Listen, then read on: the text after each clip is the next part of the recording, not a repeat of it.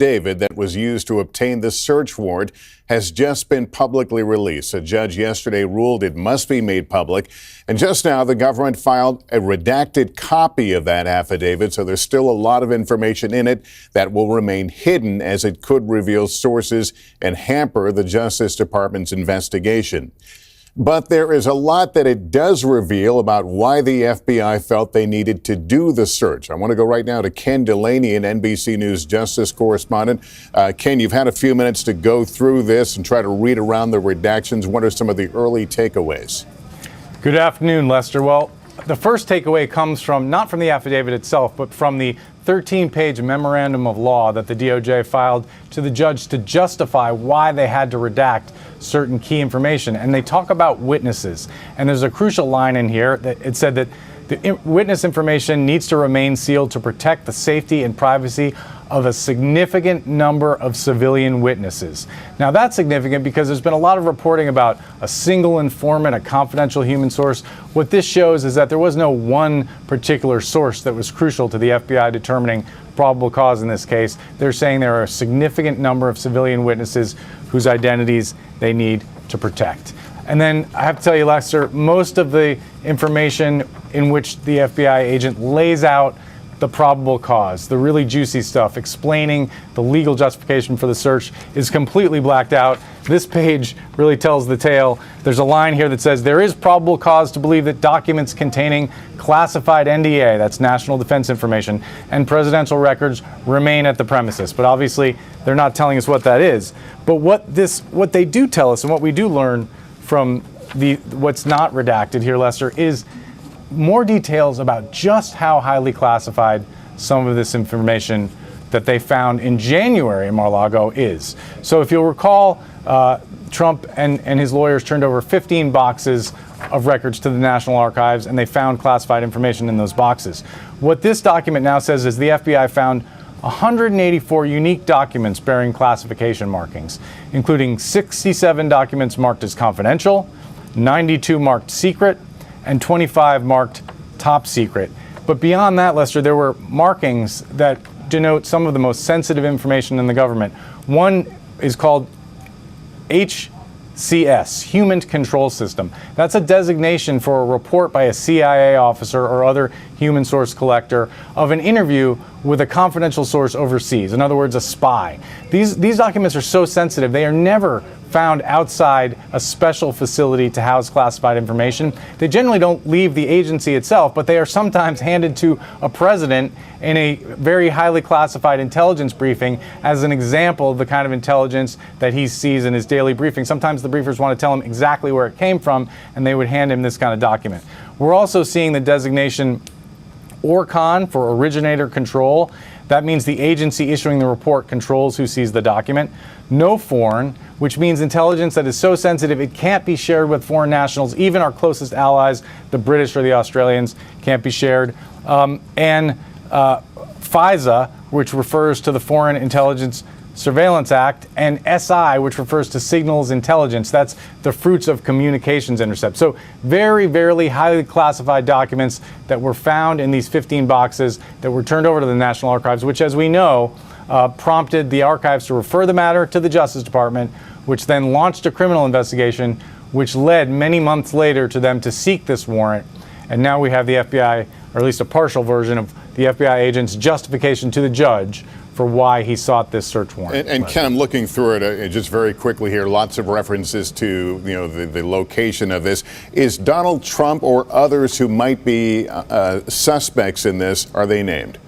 No, not that I can see here. Not at all. We don't see that. But to your point, there's an interesting paragraph on page 29 amid all these a sea of black ink and redactions that talks about the location of documents. And we already know from the search warrant that they searched the president's office and some other areas, the former president's office at Mar-a-Lago. This says specifically, based on this investigation, I believe that the storage room, F. POTUS's residential suite, that's F. POTUS, former president of the United States, Pine Hall, the 45 office, and other spaces within the premises are not currently authorized locations for the storage of classified information or NDI, National Defense Information.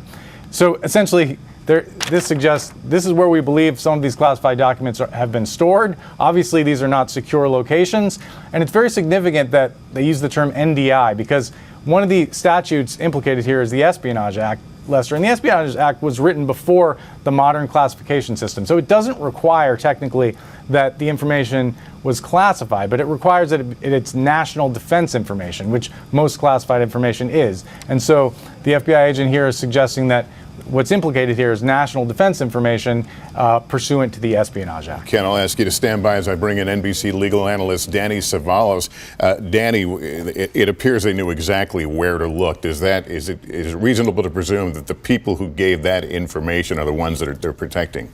Exactly. That information is likely contained in the sea of black lines that are contained in the rest of this affidavit. So when you start out on the affidavit, it looks promising. I mean, there's a lot of unredacted information in the first 10 pages, but in reality, that's mostly agent background where the agent describes his or her background. But even then, some of that has to be redacted because too much information about the agent's background could reveal who the agent is. And that's something very important to keep secret for now. And from there, it goes into the statutory authority.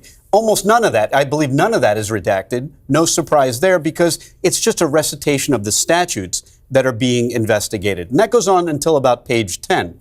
Once you get to page 10, that's when the darkness begins. That's when all the redactions are line by line by line, almost completely.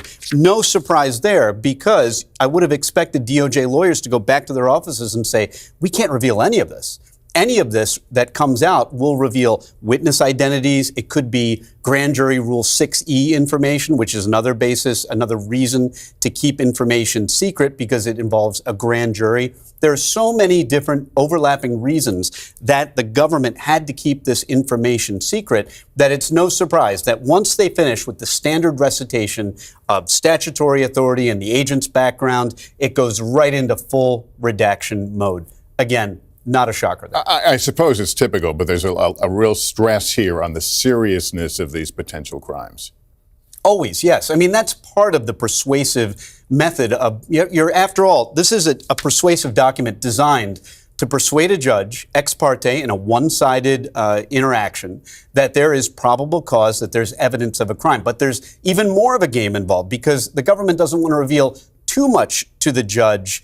They want to reveal just enough to establish probable cause and get that search warrant. So it is a persuasive document, and for that reason, they are reciting the most serious statutes that they think may be violated, even if those statutes are never the basis for an indictment, even if nobody's ever charged with those statutes. Because remember, a search warrant is about probable cause at a place. It doesn't necessarily accuse someone that there is probable cause that an individual committed a crime. And that's a very important distinction, especially when we're trying to figure out what it is that this search warrant affidavit was based upon. All right, Danny, we're glad you're here. Let me move right now to NBC News contributor and former U.S. attorney and senior FBI official Chuck Rosenberg. Chuck, we saw the memorandum explaining, why the government wanted certain things redacted. But if you're the government right now, are you wincing a little bit of pain that any of this has been made public?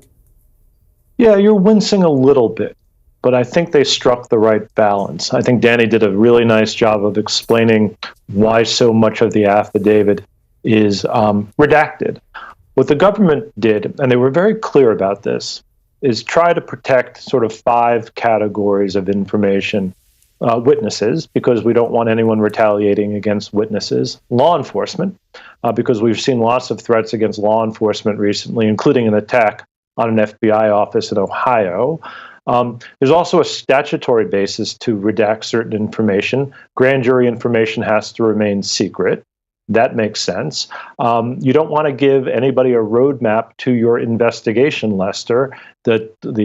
The techniques that you used, the interviews that you conducted, because with a roadmap, ill-intentioned people can obstruct the investigation. And then finally, there are privacy interests bound up in individuals who may have come forward with information, but who didn't do anything wrong. There may be some suggestion, right, that folks who are not charged but could have been charged or who are at risk would have their reputations sullied if this entire affidavit were unsealed at this point. So you want to protect their privacy interests, You want to adhere to the law involving grand jury secrecy. You don't want to give a roadmap to anybody who might intend to obstruct the investigation.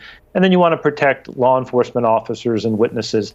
This makes sense. The stuff we got was the procedural history. The stuff we didn't get is the substance, the basis for the probable cause determination. This is what we expected. This is what we predicted. It may be a little bit disappointing to some people that they can't read the whole thing, but as a matter of law and of policy, what the government did here makes perfect sense to me. But to be under this spotlight, will it force the government's hand to move perhaps more quickly than they would otherwise have moved?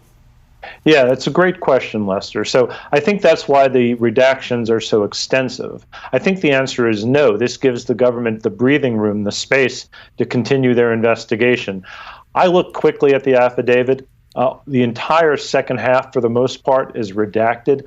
I don't know how folks could really divine who the witnesses are or what the techniques were, and that was the goal of the government here. So they have time, they have space. Their witnesses and their investigation, I trust, are adequately protected, and this allows it to go forward in a thoughtful and sensible way. Okay, Chuck, thank you. Let me go to Chief White House Correspondent Kristen Welker. Kristen, the president made clear he didn't have advance notice of this raid. Is the White House continuing to maintain distance from all this?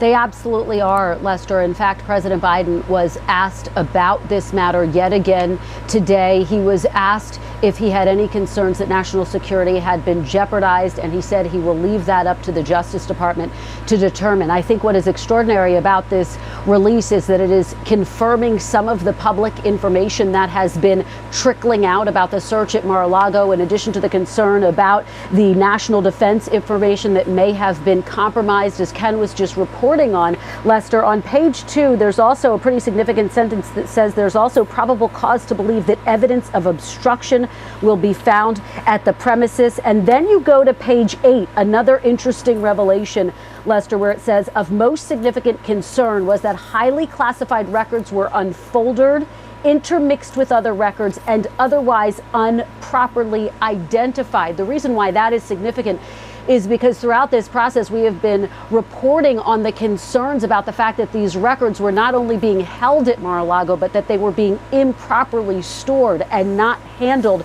in the appropriate way, given their level of sensitivity. Now, for his part, former President Trump has been lashing out at this entire process. He has called for this affidavit to be unsealed entirely, an unredacted version. And for all of the reasons that you just talked about, that is not happening. But let me read you part of what the former president posted on his social media site earlier today. He said, quote, "The political hacks and thugs had no right under the Presidential Records Act to storm Mar-a-Lago and steal everything in sight." And so he goes on to lash out at the search of Mar-a-Lago, trying to essentially make the case that it was, quote unquote, lawless without any evidence of that, Lester. But he has been blasting and making these unsubstantiated claims since the search first unfolded. Now, of course, you had that interview with the Attorney General in which he said to you, no one is above the law, clearly very aware of the fact, Lester, of the political pressure surrounding all of this as well, particularly with the midterms looming, another presidential election right around the corner. And so the Justice Department very aware that every single move and every single action that they take is under a microscope right now. That is why they were so careful to release this and to redact it in a way that they perceive to be appropriate, not just to protect the very sensitive information of this investigation, but to make sure that they are doing everything to the letter of the law. That's according to law enforcement officials. So this is being heavily scrutinized by this administration and the former president. President Lester. All right, Kristen, thank you. Let me go back to Ken Delaney now. You've had a few more minutes with this. Does anything in this affidavit preemptively respond to some of the defenses the former president has put forth?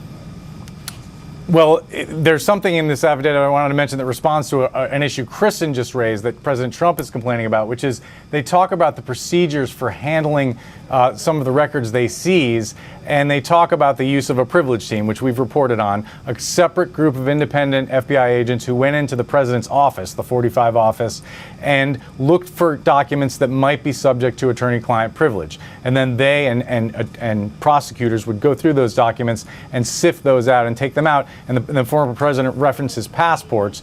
Those are among the documents that the filter team determined were not relevant, and they gave those passports back to President Trump. But I also wanted to point out, Lester, that the Justice Department included in this filing a letter from President Trump's attorney, Evan Corcoran, dated May 25th, 2022, that lays out sort of in very general terms essentially Trump's defense to the notion that he mishandled classified information, and it makes two baseline points. One, it says the president has the absolute authority to declassify documents under the Constitution. And then secondly, the letter says the president's actions involving classified documents are not subject to criminal sanction. And the second one's more interesting. We've been talking a lot about the debate over whether President Trump could have preemptively declassified all these documents. Most experts think that's not really plausible. There's no record of that having happened. But the second argument here is interesting, that they're essentially arguing that any attempt to impose criminal liability on a president or former president that involves his actions with respect to documents marked classified would implicate grave constitutional separation of powers issues. And beyond that, the primary criminal statute that governs the unauthorized removal and retention of classified documents or material does not apply to the president. Lester, that's something I think legal experts will be chewing on in the days ahead. All right, Ken, thank you. Let me go to Chuck Todd, NBC News political director and moderator of Meet the Press. Chuck, preview what we're going to be hearing in the coming days now from both sides, people who will be on both sides of this. Well, look, I think it's not going to change. And I just want to make a quick comment on the Justice Department would have been better served had they been more proactive with this explanation and with the release of a redacted affidavit. Because ironically, everything that they did include and they did not redact is stuff that they've essentially confirmed on background to many of us that have been reporting on what was the instigation, what was the motivation. I'll be honest, I think everything in this affidavit makes it more compelling for why they ended up deciding they had to execute a search warrant.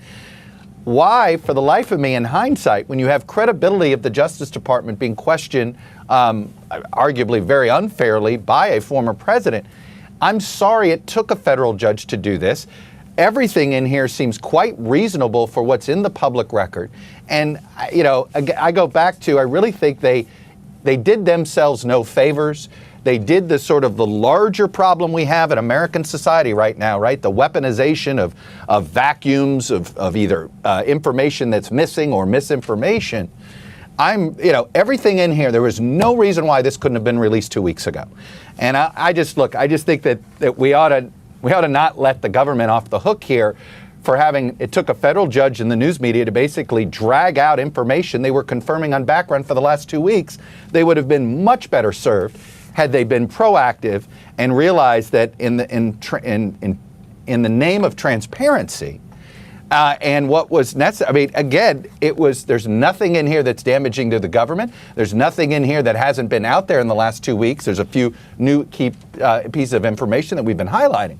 But why was this part redacted in the first place? I hope justice rethinks how they communicate with the public going forward. Yeah, let me run that by Danny Savalos. A lot of this information has, in fact, been out there in terms of what they suspect occurred. So has it damaged the Justice Department to have waited this long?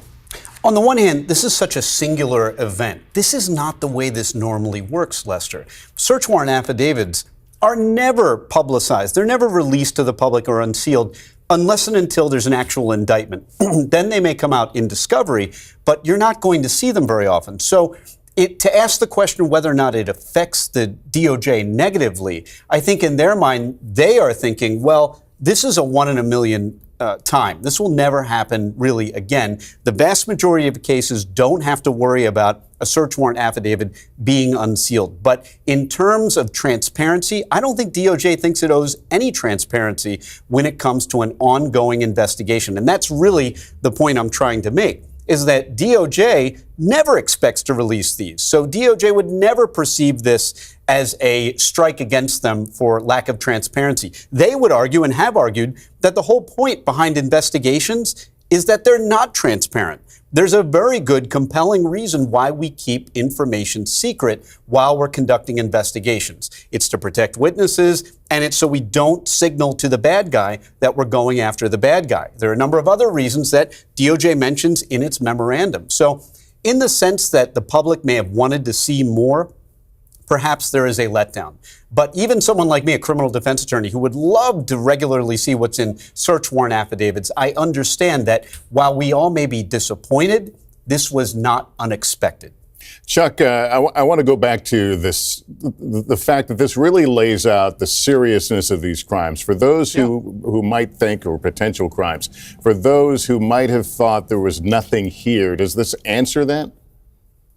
Well, sort of, Lester. Let me explain that. And, you know, I find myself agreeing with much of what Danny just said. So putting on my prosecutor hat, and that's what I did for a long time, search warrants come at the beginning of an investigation, not at the end. And I understand Chuck Todd's plea for transparency, but I think it's misplaced here.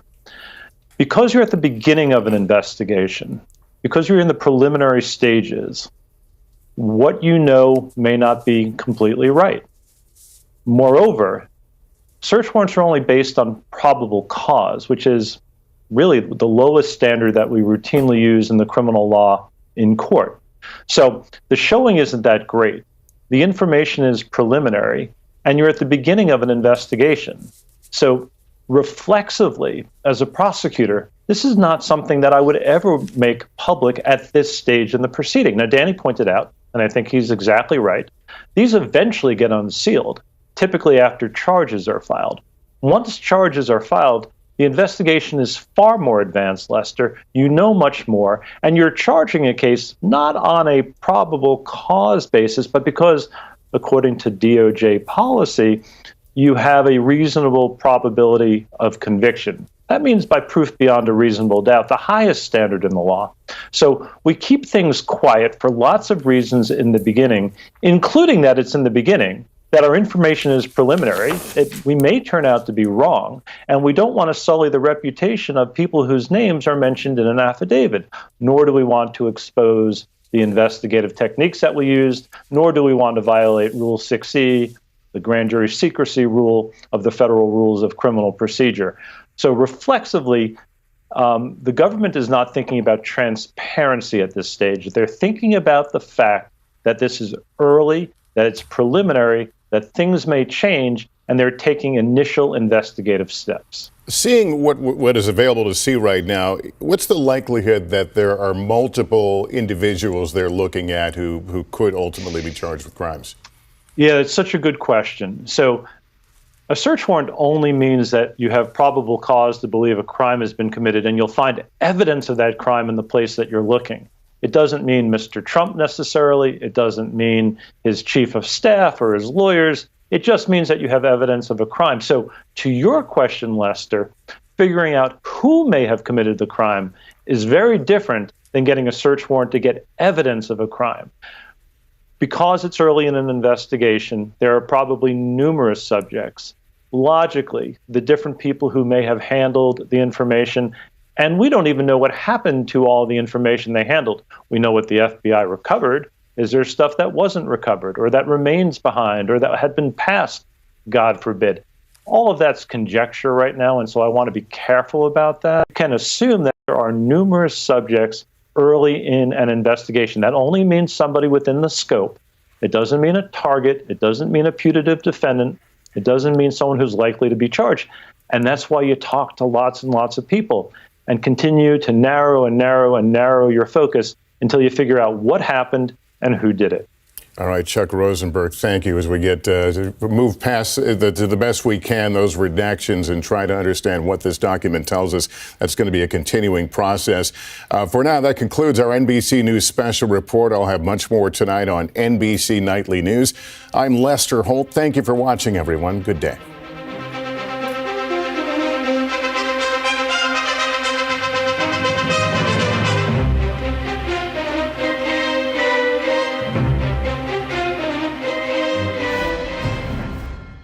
You're watching NBC News Now. We are following breaking news right now when the search warrant affidavit in the Mar-a-Lago classified documents case has been unsealed. Let's go and bring in NBC News correspondent for investigations, Tom Winter, as well as NBC News legal analyst and former federal prosecutor Cynthia Oxney. Tom, you have been following this from the very beginning as it unfolded. There were three pieces that you were reading out to me that really struck me. One, the element of spying. Two, the fact that the FBI likely had different witnesses. And three, the handwritten note. Can you walk us through the element of spying and why that was such a bombshell? Right. So with the benefit of time and a federal court system that is actually cooperating with us and allowing us to download these documents, we're able to get some more information. It's a 32-page in its entirety, a search warrant affidavit. Specifically to your point, Morgan, there's a number of different things that were found in the course of an initial 15 boxes that were turned over to the National Archives by representatives for former President Trump.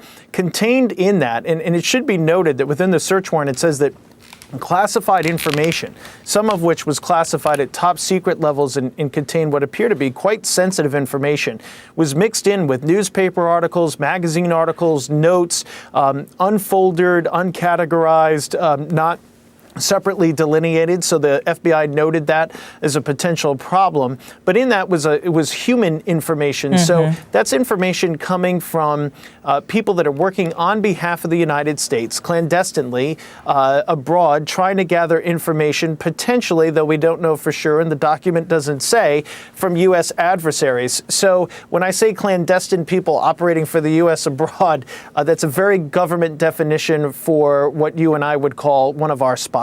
This is somebody who's working for us. And so while the information in these documents may not specifically say, oh, it's Tom Winter who's based in Germany who's working for us, for instance, right. It may not contain that type of information, in that you would only know that the report, basically, if I was to hand you a report of what I saw at a crime scene, you don't know all the people that I'm talking to. You don't know maybe the entirety of how I gathered that information. But there's different sort of codes, if you will, that are contained at the bottom of that page that provide a pretty good sense of how sensitive that information is. And so HCS would be one of those things. Now, I say that, and on the other hand, if it's a reference to a conversation or somebody is inside of, say, Vladimir Putin's inner circle, and information is contained in there from that spy, should one exist, then it might be pretty easy to determine for somebody who got a hold of those documents exactly where one of our spies might be, which of course could be a significant risk to national security, let alone that own individual's life and liberty. So that just gives you a sense of this. Again, we don't know how serious some of the information was. We just know that some of it was classified at some of the highest levels in this country. I mean, that alone, right, was shocking. Cynthia, when you sort of heard what was there, what was in those documents, what surprised you most? Well, I think what's clear from looking at this affidavit in our, I hate to say clear because we've all reviewed it in, record time, but there is a lot of information about the documents, what was contained in the documents, why it's a threat to national security, and the importance of the documents going forward, and where the documents are located. There's not a lot of information on the obstruction. And that's sort of what's interesting. All of the good stuff is blacked out starting at about page 8 that will go into more detail about the obstruction. So we are fed that information. This is the tick-tock, the back and forth with the lawyers. These are the importance of the documents. And when you get to the obstruction, it's just a sea of black. So we're going to have to wait on that. We do know from the affidavit that this is an ongoing investigation. And one interesting thing about it is clearly the president's lawyers had raised this issue about, well, they're not really classified because the president can declassify everything. And they actually cites Kash Patel in that legal argument. And they attach a lawyer's letter to the end of it where they make the argument as well that the president can declassify. And then the government's response to that, which I would say is, frankly, an unsupported legal argument, is also blacked out. So you don't get that information. The other interesting thing in that lawyer's letter, which comes at the end, is the Trump lawyers are relying on a statute that isn't applying here. And that's kind of interesting as we analyze what was Trump thinking back and forth. They're relying on this 1924, which isn't the issue. The issue really that they relied on are those same three statutes that we've been citing for days in the Espionage Act and the obstruction. So as we get to spend a little more time with it, we're going to pull out a little more nuggets. But the top line is a lot of information on classified, not a lot of information on obstruction, and the case is clearly continuing and going forward. Speaking of that, Tom, I mean, we talk a lot about the potential of harm or the potential of breaching, as you said, sort of privacy for people who wanted to come forward. But, they weren't named as necessarily people they were searching for, right? I mean, they were just trying to offer this information. Did you see, Tom, any information that could actually harm the investigation or even negatively impact those potential witnesses? No, not at all. And that's not surprising, Morgan. I mean, they've had a good opportunity here for the Justice Department to submit this. And we have to remember the judge that approved its unsealing is, of course, the one who initially agreed to this search and agreed that the government had met its burden of probable cause. Not a high burden, of course, but that they had met it. I think with respect to individuals and potential witnesses, there was several things that were unsealed along with this search warrant.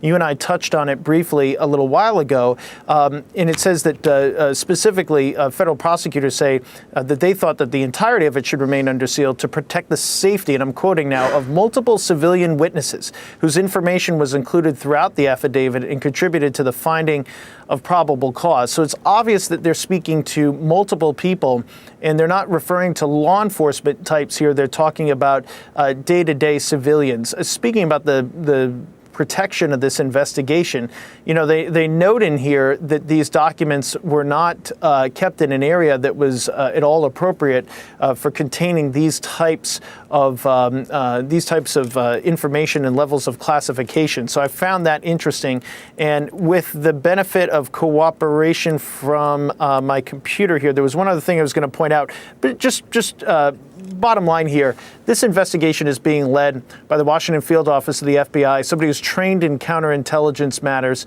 And I think that that's important because these are people that are really good at it. There's a couple of FBI offices in the country that are focused on this type of thing, and that's who the agent is. I will note, and this is what I was trying to find in paragraph 4, based on my experience and training, I'm quoting from the document and what the FBI agent is saying, I am familiar with efforts used to unlawfully collect, retain, and disseminate sensitive government information, including classified NDI, National Defense Information. So this is somebody who is kind of hinting that they have the expertise to look into potential efforts to unlawfully collect, retain, and disseminate sensitive government information. So do we have all three here in this investigation? Was it just unlawfully collected, this top secret information we've been talking about? Was it just improperly retained? Was there any sort of dissemination effort? We don't know that. About approximately 21 pages are redacted in full or in part. So it's difficult to really get into the guts of this. But we just know that there's a significant amount of documents here that the government's concerned about. Cynthia, we've been sort of looking at sort of the public backlash here, and really the public has been waiting. As you said, Tom, we just saw the website crashing because so many people have been interested on the edge of their seats, just everyday Americans who simply want to know what is going on. Cynthia, how would you evaluate how the Justice Department and Attorney General Merrick Garland have handled the public aspect of this case thus far? Wow, I feel like he's really threaded the needle. I think he's done a great job. I mean, the general rule at Justice Department is to say nothing. And that is the most fair thing, right? Because if a person is being accused of a crime, it is not the business of the Justice Department to be spouting off about that unless they have enough evidence beyond a reasonable doubt to convict that person and to actually charge them. And that's the general rule. And I think he would have stuck with that. But because of the pressure, frankly, from the Trump camp to say something, he said the absolute minimum and yet was very effective. I've had my criticisms of the Attorney General because I felt like he's been too cautious. This one, A+, really supported the dignity and the legacy of the Justice Department in fairness, to give the public as much information, frankly, as Trump asked to be released, and yet maintain the standards of the highest standards of the Justice Department. Very impressive. Very impressive. Speaking of getting more information, Tom, Cynthia, if you can, just stand by with us for a minute because we're now getting more information from the White House. NBC News senior White House correspondent Kelly O'Donnell joins us now from D.C. Kelly, look, we knew that this release was coming today. Are we hearing any responses yet from the former president himself?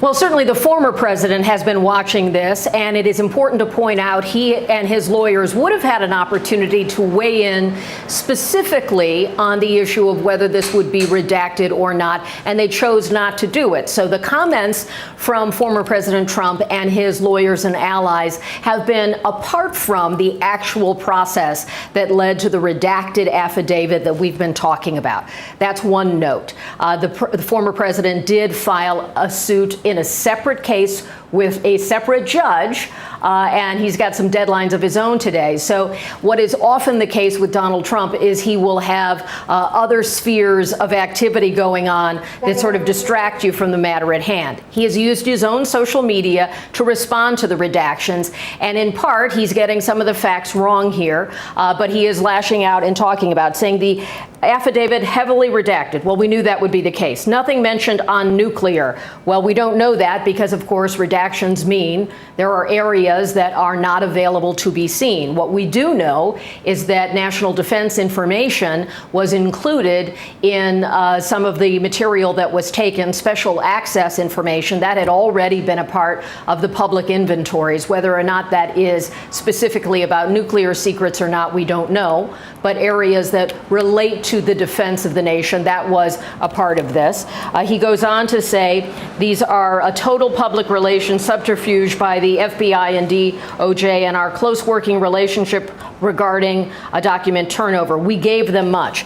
Well, this document that was released by the government shows the back and forth over many months, and there were exchanges, and the former president characterizes it as a pleasant back and forth, but clearly the attorneys for the National Archives and for the federal government made clear again and again and again that these records were not material that he could lawfully possess after leaving office. They made clear that he did not have at his home and the club and the swimming facilities that are a private club for members to join at Mar-a-Lago, that there is not a secure facility there for the housing or review of classified documents. Now, when he was president, there was a SCIF, as it's known, available to him to use, which would provide for secure review of those communications. That doesn't go with you after office.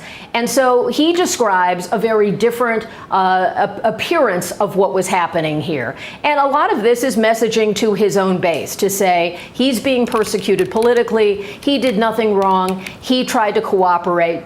So many of those things are in direct conflict with the facts and with what is laid out in the affidavit. We don't have all of the facts because of the redactions. Over time, we will presumably learn more, but the former president is using this to defend himself, to try to say he had the ability to possess these materials because he claims he had declassified them. No one on his side, lawyers or allies, has been able to produce any documents to support that, to show there was a written record for declassification. So this is much of the same from the playbook of Donald Trump in how he responds to these matters. Always interesting to see how he chooses to respond. And there will likely be much more response as the day goes, as he continues to perhaps put out comments or focus in on elements of what's being discussed here that may get particular attention. Kelly, I only have about 30 seconds here, but what about the current White House? I mean, have we heard anything today from President Biden in the hours leading up to this being released and since it has been released? Well, they have tried to make it very clear that they want no part of this. And by that, I mean they want to say that the Justice Department is operating separately. And so today, one of the reporters in the pool who was in the room with the president on an unrelated event asked the president, does he believe there was any national security threat based on what happened at Mar-a-Lago, any compromise of national security? And the President Biden, responded, we'll let the Justice Department determine that, and we'll see where that goes. So that is a response from President Biden, but one where he is still keeping distance from the specifics here. He also told us on Wednesday that he had no advance warning about the search being executed at Mar-a-Lago almost 3 weeks ago. A lot of specifics. We are all still digesting, metabolizing. I cannot think. This is the best, the brightest, the fastest at NBC News. This is why we do what we do. Tom Winter, you were there from the very moment this was hitting the airwaves. Thank you all.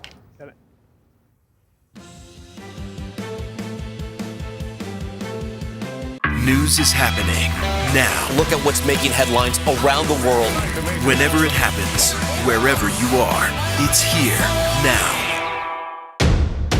The day's biggest political stories with trusted insight now and expert analysis now. A daily look at the politics behind the headlines. Meet the Press Now, streaming weekdays at 4 p.m. on NBC News Now. The Seduction, Dateline's newest podcast. Listen now. The indictment of a former president, or perhaps candidate for president, would arguably tear the country apart. Is that